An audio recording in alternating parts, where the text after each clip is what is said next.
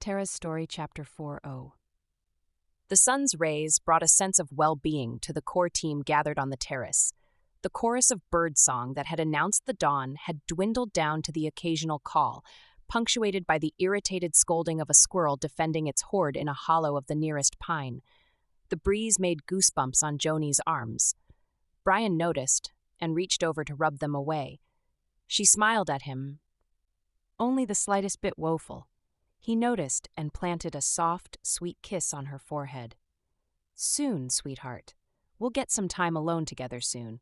Her smile wavered a bit, then grew stronger as she blinked away moisture glistening in her eyes, but her shoulders still sagged with the weight of exhaustion. It had been a long, intense night. Brian's shoulders were drooping too, even as he began to massage the tightness in Joni's neck and above her shoulder blades. The only one with any noticeable energy was Cap. Having been freed from his zombie state, he paced the perimeter of the terrace, either listening on his cell phone or semi-shouting instructions.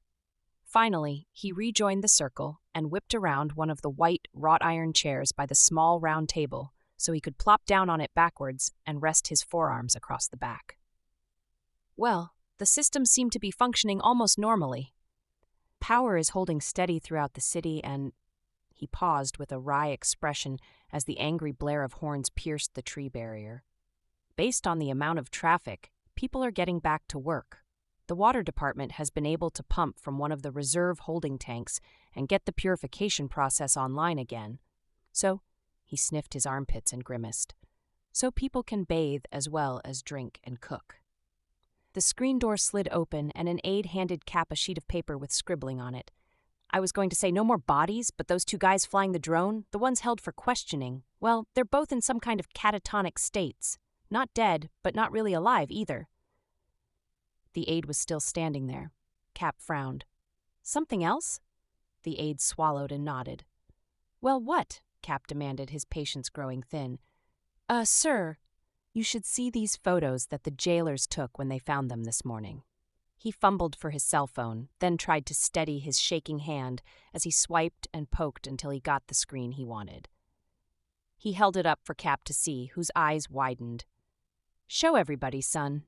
Everyone who looked as the aide rotated the screen around the circle gasped. "Those faces," Christine whispered. "You know that painting called The Scream? The one with the mouth extended and the eyes tormented? They look just like that. Oh my God." She turned away and rubbed her eyes as though to wipe away the image. "So we know they had an unwelcome visitor," Brian stated, what they all were thinking. "They're probably lucky to be alive, sort of." Terra snorted. "They probably wouldn't be if those demons were still loose. Looks like Marius will need some time to rebuild his energy before he can call forth new ones." Joni's voice trembled slightly as she added, "I wonder if they think they're lucky. Hell isn't someplace else. It's wherever your own thoughts and whatever darkness you hold take you, even if you haven't moved an inch." "Speaking of thoughts," Anita ventured, "I've been thinking, we can go back in time to even before Marius made that terrible decision. Maybe there's a point at which we can reach him and shift him to a different timeline. I saw a number of possibilities before he locked onto the one that brought him here. Maybe that would be the way to diffuse this evil." She looked to Terra, who seemed to have become the default leader in all things spiritual. "Terra, what do you think?" Terra sat back and closed her eyes to ponder the question before answering. "That might work, Anita. I wonder, can you go back to the first time a fear thought disturbed his field?" "Sure. That kind of sudden change shifts the energy dramatically. It's like an energetic earthquake that registers in the field. It'll depend on how strong it was, but that's likely the best place to start. You want to come assist? You're as sensitive as I am, and if you want to see what I'm viewing, I can project that into your consciousness." Anita waited, her face expectant. "You can do that?" Cap asked, a little stunned by the possibility. Anita assented, then noticed the curiosity on the faces around her. "Shoot, you all can help. If we do this all together, if we think of it as a sort of healing ceremony, we might be able to shift something right there and then. What do you think?" "That's a great idea," Joni declared, grabbing Brian's hand and squeezing it. "Me too," Christine declared. "I want to be part of this." You think anyone can do this? Cap wanted to confirm. Terra and Anita spoke in unison. Yes! Yes!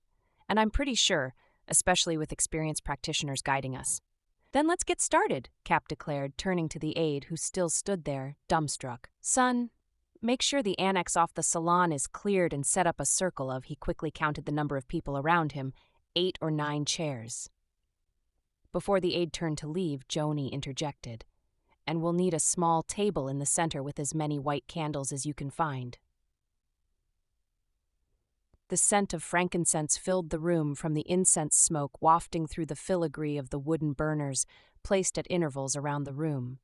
The small round table in the middle held white candles of various heights and contours, fat white columns next to tall slim tapers interspersed with votives in sparkling crystal.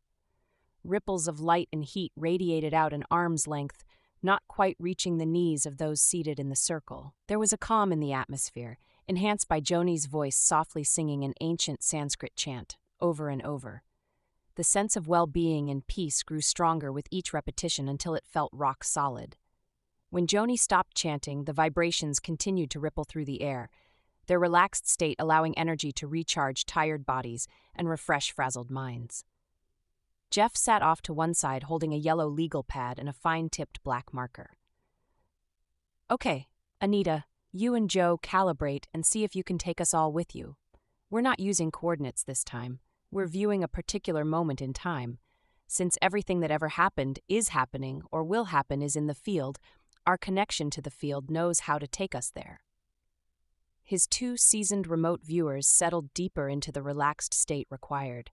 Then, Anita's soft voice penetrated the silence, accentuated by the occasional grunt of agreement from Joe. I'm inside a womb, she announced. Someone inhaled quickly in surprise. Anita smiled. I can hear this mother's heartbeat and the fetus in here with me. Oh, this baby is about 4 months and is bathed in love. His mama really wants this child. The sense of warmth and safety became palpable in the room. Several people had soft smiles on their faces. Then a jolt fractured the peace in the room. Anita swallowed hard, then continued. Hear that? It sounded like a door slammed open, and then, can you hear the yelling? They couldn't hear what was being said, but everyone in the room could feel the shock waves of words being used like a bludgeon. There was a horrendous jolt in the field, and Anita screamed. Oh my gosh, she's landed hard on the floor. A wave of pain swept over them, and each of them experienced an energetic recoil, as though to escape the pain and the message it brought. They felt the urge to writhe and squirmed in their chair. Their eyes still closed, but now they were breathing hard. The fetus, Joe exclaimed. It was shocked with the bolt of fear from its mother. She's holding her belly. Feel that pressure to try to calm the baby and to protect herself. His words tapered off as the waves of pain and fear bounced around the room. He's kicking her, the bastard! Anita growled. I pulled out of the womb and I can see that. She took a deep breath. Everybody, send love and light into this situation. Now. It took a moment. They each had to center from being so off balance from the waves of pain and fear still crashing around room. Joni started to sing another chant, shorter and simpler, but enough to help them find what they needed to stabilize the chaos. Slowly, the noise and the violence of the energies lessened into a pattern of sobs that barely masked the sound of a door slamming. A quiet emerged and grew stronger as Joni's voice strengthened.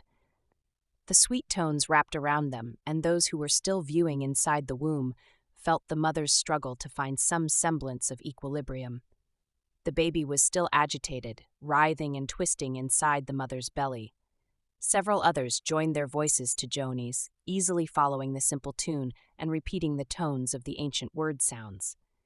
The energetic chaos began to settle, but now they could feel the cries of the baby, silent without air to pass over its vocal cords, but vibrating the shock and fear that had invaded its sanctuary. Compassion became a soft pink glow that filled the room, but the cries continued, finally tapering off as the fetus succumbed to exhaustion. The charge remained in the room now as static rather than the lightning bolts of emotion that had flashed there so intensely. Jeff's low voice penetrated the silence, returning now, counting backwards, 49, 48, 47. Slowly, each became aware of their body, the chair beneath them, the people on either side of them, the energies still swirling around them. There was a rustle as people shifted in their chairs, many of them trembling as they opened their eyes. Anita heaved a big sigh, meeting Terra's eyes in question. Well, I think that was pretty much a bust. I thought we could transform that first fear thought form, but the physical violence had it anchored in the baby and the mother too deeply. We could go back to when the father first felt fear, but that could take us down the lineage indefinitely. She hesitated, still beseeching Terra with her eyes. Do you think the compassion accomplished anything? Terra's face was inscrutable for a moment, then she let the corners of her mouth lift. It always does something. Just this time, I think it was not enough to make as powerful a shift as we need. Maybe we need more practice. She tilted her head to one side as thought listening. Mamo says it was more important for us than for him. We learned a bit more about how the distortions came to be locked so firmly in his field. I don't know about you, but as hateful as Marius is now, I don't feel as vengeful toward him as I did. Joanie stood and walked over to give Terra a quick squeeze. I think you speak for all of us, Terra, 'cause I feel different too. I guess finding even the tiniest little bit of compassion for Marius has rebounded into a blessing for me. Anybody else feel that? She saw a lot of thoughtful faces as she scanned the room and some nods of assent. So it wasn't a complete bust, Anita. Still, she let the words taper off. Brian picked them up. Still, we have to figure out how to stop the evil Marius has become.